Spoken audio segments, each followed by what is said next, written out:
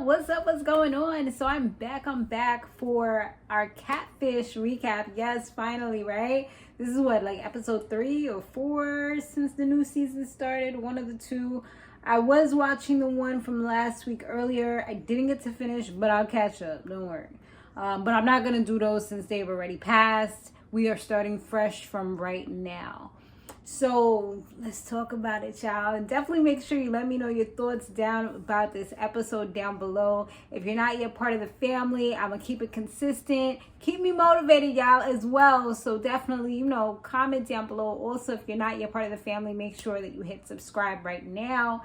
And also don't forget to thumbs up and show that you like this, all right? That's all I ask for y'all, so that we can keep me motivated and keep this coming, because I want to know that y'all are there, so I know I'm talking to people, okay? So let's talk about it. So Adam is the person's name who wrote into Nev and Kamie. And the person that he is talking about is this woman called Mercy. And she is a redhead. She is fiery. She is gorgeous. And Adam, he wasn't all that. I'll just leave it at that. He wasn't all that.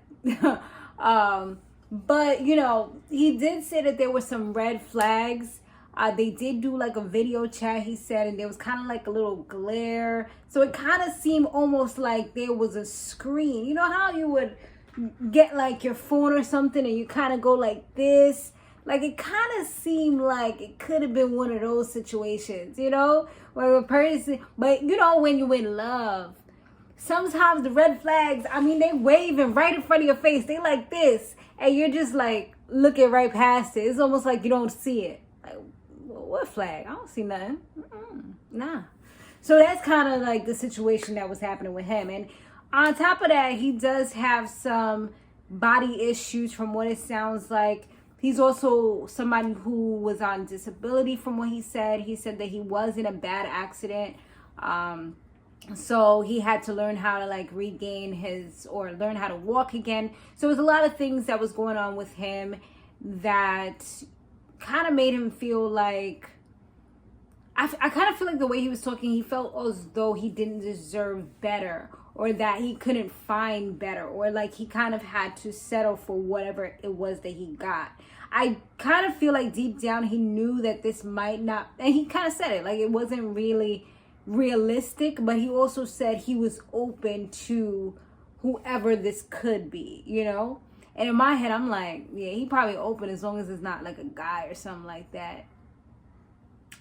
So he said that he gets morning texts from her every day. She sends like a little kiss or whatever. So it feels real. She also immigrated from Italy, so she probably has some kind of accent or something like that, and probably writes a little off, which makes sense. But she moved to California. And every morning, like I said, she sends those photos of her blowing a kiss to him. So it's like, he knew it was real because she was doing these things, It was like literally every day. She did ask him for money one time, and it was because her mom was sick. I think he said she asked for like $400 or something like that. So now the investigation begins, and from what they find out, and I'm talking about Nev and Kamie so far, is that she does have an Instagram, and her Instagram, there's like so many little Instagrams where it's like here and there, like just one person, one little subscriber here, one follower there. Like it was like copies of the same person.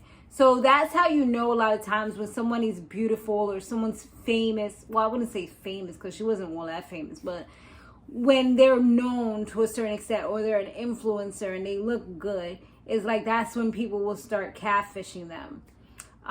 So that's exactly what was happening with her. She didn't even have millions of subscribers or anything like that. She had a decent amount, and she had little copies of her along the way. So they did find the main account, and it definitely wasn't Mercy. It was some other name. So right there, boom. Now they know, yeah, this ain't her. So what they decided to do is the California address that she had given him in order to bring the money, they decided to go and check out that address. So they knocked on the door, and the person that answered just kind of seemed like they didn't really know anything about what was going on. They seemed like they could have possibly been innocent. They even showed the person the money. Like, I have the money, I remember. Like, just kind of reiterating the story that was told. But it didn't seem to ring any bells. So Kamie's like, this might not be so good, because it seems like this person really doesn't actually know what's going on. So how does this all correlate? Like, how is it that they gave this phone number, this address, for him to send the money to, but this person doesn't know anything about it? You know, super weird. It's like, were you even really wanting the money? I think it might have been, maybe they gave that address because he said that he didn't feel comfortable sending money. I don't know. So maybe they felt like he wouldn't really go to the person's house. It's odd. So anyways, so once they ended up reporting back to Adam, he did seem really distraught. He seemed hurt. He realized that at this moment, like, he was getting played. So he couldn't understand why someone would do this to him and keep it going for so long. He said he was literally willing to help her and her sick mother. And you could just see, like, this was physically taking, or mentally, I should say, taking a toll on him, where he had to, like, kind of remove himself from the camera. I was like, dang, bro, that's exactly how a broken heart looks. You know what I'm saying? Like, he was really invested in this. Like, he felt like he finally is getting some love, you know? And when you get the morning texts, because I know, because, you know, when you get those morning texts and you get addicted to it, like, you know, you're used to seeing it for a certain amount of days or years or whatever. It's like, once it's gone, it just feels like a part of you is gone, and you have to now readjust your life to being okay with not getting these things, and kind of replacing that like, you know, longing for it, because you're so used to it, with something else. You know what I'm saying? So damn, bro, that was messed up. I got all philosophical there. I'm like, dang, son, like. So Kamie, she ended up she gave him some good advice. What she told him was pretty much, without saying exactly word for word what she said, like, you know, don't do all this self-deprecating stuff, because at the end of the day, you know, you may feel like you have some issues with your body or whatever that can actually be changed if you really want to. But don't feel like, oh, because of these issues, like, you have to settle for whatever. Because the way he was talking is just kind of like, well, you know, it's probably not her, you know, because he sees how beautiful she is. It's like, probably not her, but, you know, even if it's somebody else, like, I'll probably still give them a chance, you know? Like, nah, man, no. Like, at the end of the day, don't let anybody disrespect you. You know what I'm saying? And also, you gotta find out, you gotta give them the hard questions, because they've been lying to you for all this time. They could possibly be somebody just trying to get a come up, you know, just trying to get money from you. So you gotta think that way. Don't just think like, well, you know, if they're decent looking, like, I'll still take them, you know, because I'm so used to it. Nah, that's not what we doing. You know what I'm saying? So that's exactly what she was letting him know. So Kamie, after that little conversation that they had, Kamie went ahead and she sent Mercy a message so that they could move forward with everything and find out who exactly she was. So they saw that she read the message, and she was saying that she don't want to be on TV. Like, nah, we not doing it. Here we go. And when they told her that they went to the house, she's like, oh, leave those people alone. They don't have anything to do with this, and they don't know Adam. So then she offers, you know, because, you know, at this point it's like, damn, so how we gonna get her to be on this joint? You know what I'm saying? They was willing to work with her, but she's the one who said, like, you know what, like, I'll do I'll come on if you just leave those people alone. So it was like, well, will you come on our Zoom? Which means you're going to be on TV. And she was like, all right, I'll do it. So boom, boom, boom. Got her. And I'm pretty sure, you know, they probably get some kind of stipend or something. I mean, I doubt they would say it on the show, but, you know, maybe they told her like, we'll give you a certain amount of money, you know, edit that part out. And money is motivation, especially for this situation, which we're going to talk about right now without giving the spoiler alerts. But I know most of you guys probably already saw it anyway. But you know what I'm saying? Like, that's what I kind of feel like happens in the back, you know, because money is definitely a motivation. I don't know how much these people does get, but at the end of the day, you a cast member on a show, so you better be getting some. I know I wouldn't embarrass myself and risk, you know, people calling me a catfish for the rest of my life, and jobs, employers possibly not accepting me because I'm on a show. I remember there was a guy who, and that's like a whole nother story. That should be a story in itself. I'll do that another time, because that's going to take me off on a whole nother tangent. But I did tell you, some of these people be contacting me, y'all. I had like 2 of them contact me before, all because of these goddamn videos, because some of them kind of went viral-ish. You never know, honey. And at the end of the day, these are regular people. So back to this. So yeah, all of a sudden somebody comes on the screen. First, the screen was kind of sided, like to the side. It was on some like vertical joint. So the person flipped it. Honey, it was a man, a black man. I was like, ain't no goddamn way. There is no way. Like, at least if it would have been a woman, you know, I'm pretty sure that Adam would have considered it. If it was a white woman, if it was a black woman, probably any freaking, you know, nationality, ethnicity, he probably would have been down for the cause. You know, fat, skinny, old, young, but legal age. I'm pretty sure he would have been down for the cause. But I'm pretty sure just seeing this man on his screen with some big old smile on his face was a hard no for him, honey. So this guy talks about, I mean, he ends up giving some sob story about his father passing away. I mean, it's not a sob story, but it's a story at the end of the day. Like, I always say this, just because you've had bad instances in the life that, or in your life, that doesn't determine how you're going to be in the future. You know what I'm saying? Like, just because you grew up poor doesn't mean you have to be poor for the rest of your life. You have every day to kind of change your outcome. You know what I'm saying? Like, yeah, you might have it harder. You might have to work harder, but you can still change the outcome of your life. Just because you grew up in the hood doesn't mean you have to be a hoodlum, or doesn't mean you have to be hardcore. You can still be in politics if you want to. You can still be the president if you want to. I mean, it's probably going to be hard, but y'all get where I'm going with this, right?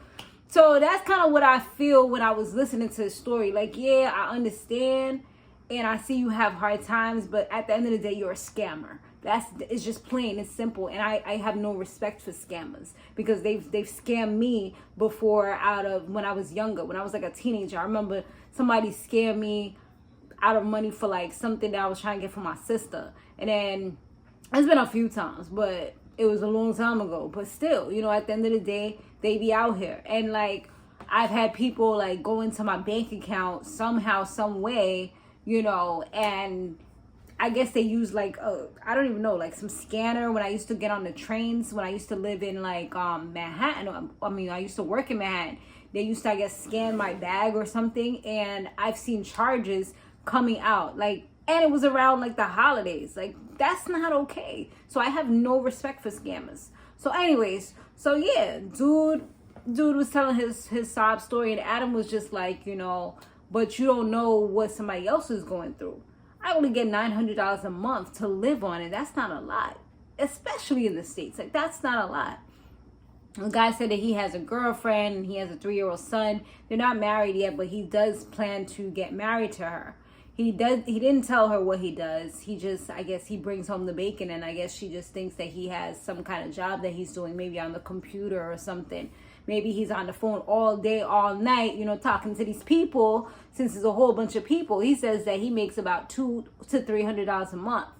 But mind you this, like, yeah, that doesn't sound like a lot, but I'm pretty sure it's a lot to him, because he said that there was a company that he used, or a business he used to do, that somebody, I guess he was kind of like an apprentice, and then he learned how to do it, like this bead business. And he said that he would get 5 something yens, or what, I'm making the yen part up. I don't know what he said, but whatever his money is in his culture, in his country. So he said he gets that. And that equates, when Nev checked it out, it equates to about $8 US dollars that he gets every 2 weeks.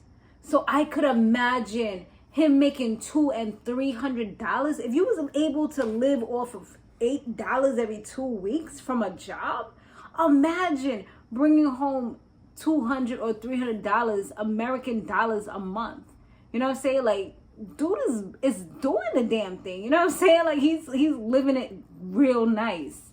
So that's probably another motivation as to why he probably didn't want to stop, why he wanted to keep on going, keep on making this money. So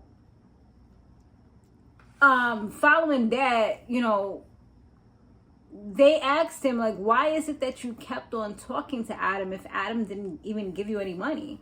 And he was like, the reason why is because Adam said that he would eventually give him money, you know? So it was still some hope, but he said he would have blocked him if a long time had went on and he didn't give him any money. I was like, yo, this dude is a savage, son. Like, and it just, the whole time, it just seemed like he was just like, whatever, you know? I mean, it could be part of, like, the language barrier that he had, but I don't know. It was just messed up.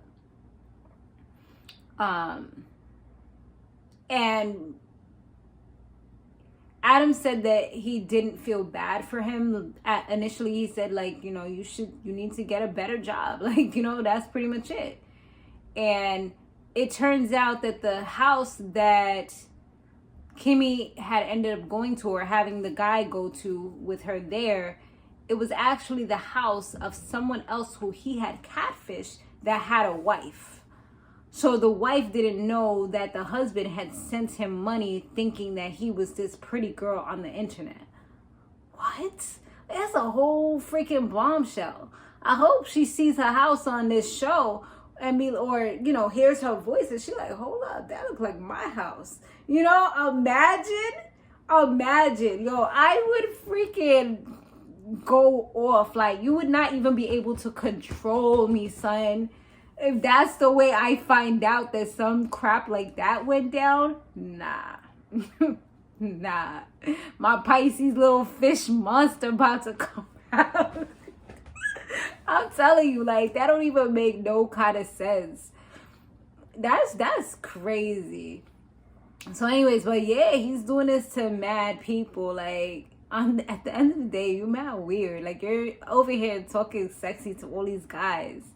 And he probably don't even sound too good. He probably using Google Translate to talk to these people. It probably coming off mad crazy. That's why he say he's from Italy, so that when the words is messed up, it don't seem too crazy. It's like, okay, I got a language barrier because I'm from Italy, so I don't really know how to say the words.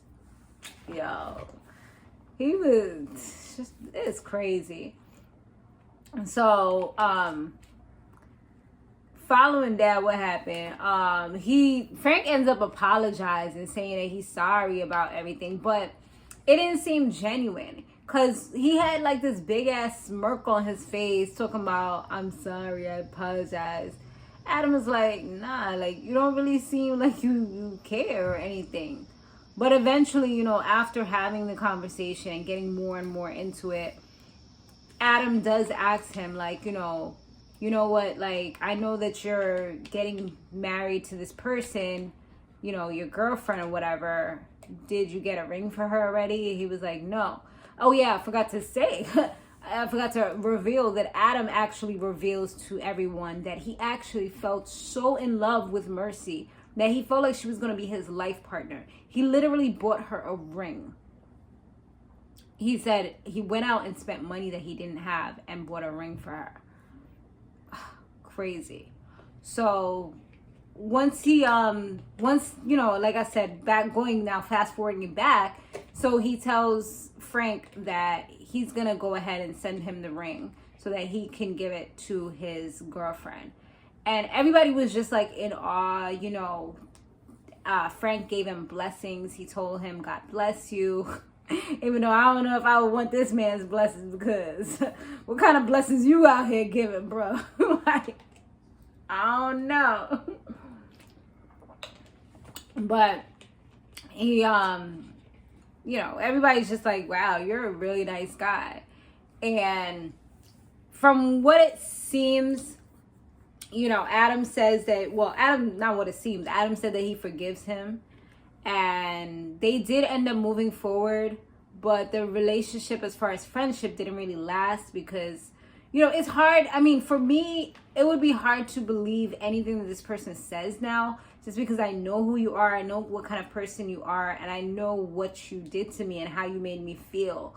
So I'm pretty sure that's why the friendship couldn't really last. And at the end of the day, it's like Frank has no reason to really talk to him anymore. Like, more so, it's now a waste of his time. Like, you're not making money now. You know for a fact you're not going to make money. So it's like, what do we have in common now? What are we going to talk about? So I feel like those things would make the friendship kind of dissipate, you know, just kind of go away. So we did learn at the end also that Frank, he ended up making enough money to get an electric shop.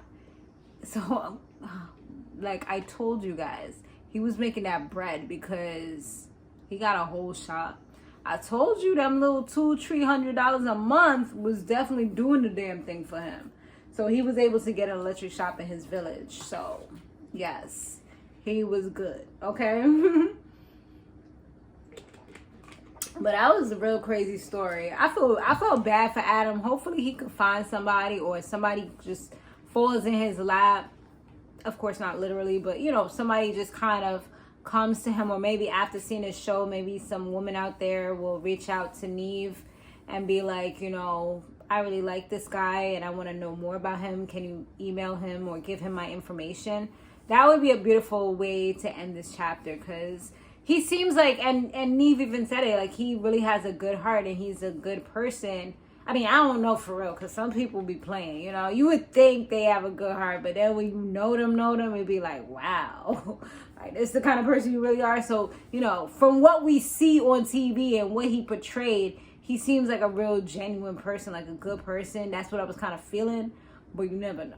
I would have to, like, actually have more one-on-one interactions, and I like to kind of feel people out. I'm really good as far as judging characters, but I usually have to feel people out. And I usually like to, even when I feel like somebody's, like, I feel that negativity or that negative energy, me like an idiot, I try to still give them a chance and not, you know, kind of throw them away or throw them to the wayside just off the first few meetings. But it's like, once you do something, then you done. Like, you done for life. Unless I have to talk to you, you know, but I'll still keep you at a distance. You know what I'm saying? Distance. But yeah, we're not going to drag this on too much more. If you like what you heard, definitely like. If you like what you heard and you're not yet a part of the family, definitely, you know what to do. Subscribe, turn on post notifications. I'll see you guys on the next one. Laters.